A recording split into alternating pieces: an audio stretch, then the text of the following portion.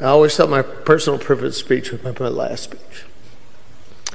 The time I was ready to call it quits and go home. I get up here enough, figured I'd talk a bunch.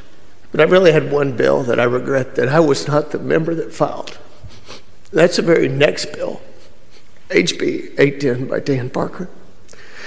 Dan and I have probably a unique brotherhood in the fact that we're both privileged to be married to two beautiful women. So beautiful in the heart, and both so challenged physically.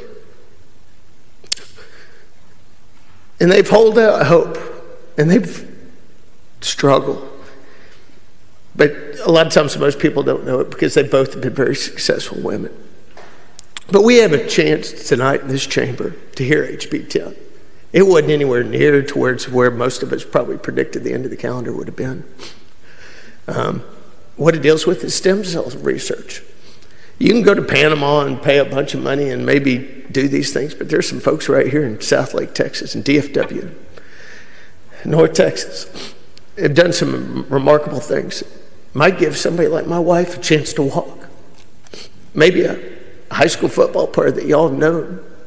I know TCU had a gentleman named Kent Walter, broke his neck playing against Alabama. Maybe it'd help Kent just have a little bit more use of his arms to be able to breathe a little easier.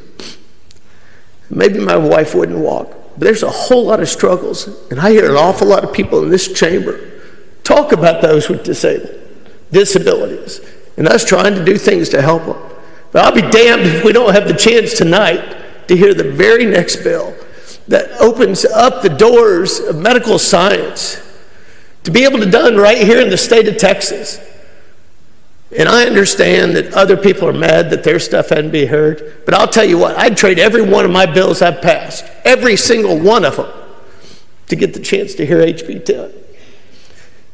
Because I pray to God every time I go to Mass, every time I close my eyes, that one day my wife, and not for my sake, but for her sake, I have the chance to have that opportunity again, to be able to walk, to be able to come down. You're good. It's all right. You're good. We're with you. And members, I understand. Sometimes we have to look past our own frustrations. And we got to look for the bigger picture. And what are we doing for the state of Texas? And by stopping this next bill, it's just, and I know, I'm going to apologize to Representative Stickland.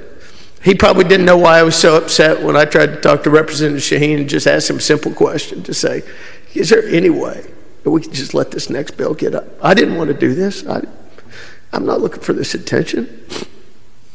I'm just looking for a solution. And I've grasped at straws, and I pray to God.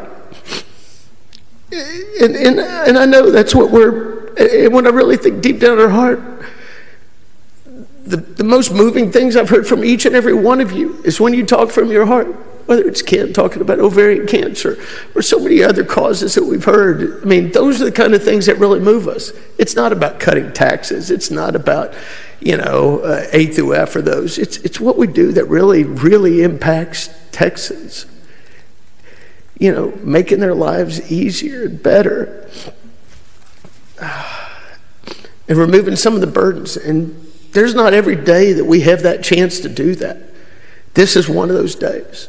And to know that we're minutes away from that being the possibility. I want to use this time in my speech.